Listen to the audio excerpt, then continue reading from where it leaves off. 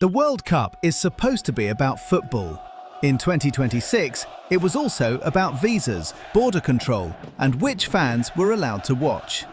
The United States denied entry to supporters from Ivory Coast and Senegal.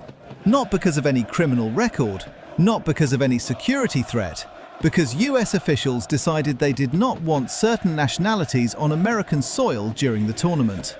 Fans who had saved for years, bought tickets through official FIFA channels, booked flights and hotels, were turned away.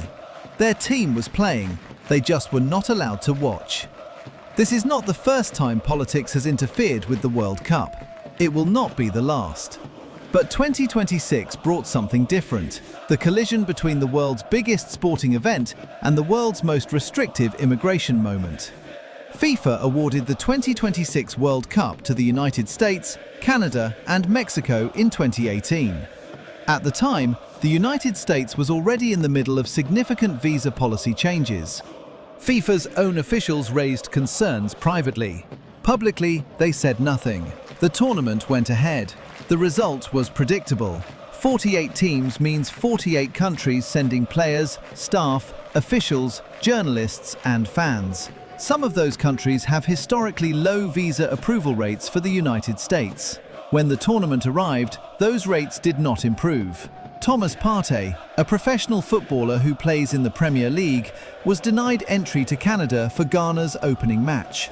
Not a fan, a player, a man whose job is to play international football.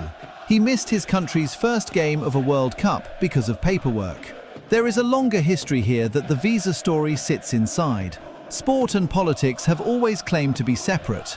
They have never actually been separate.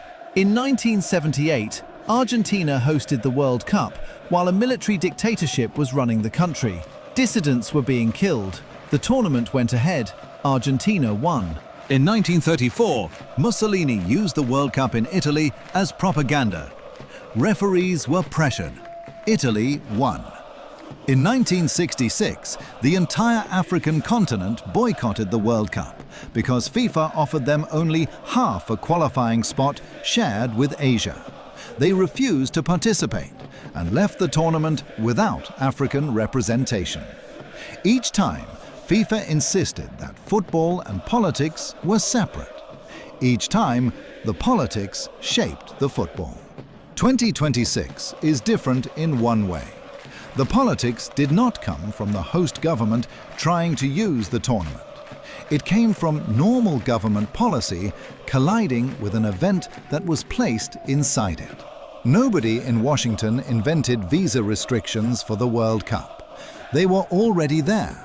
FIFA just chose to build the tournament inside them anyway.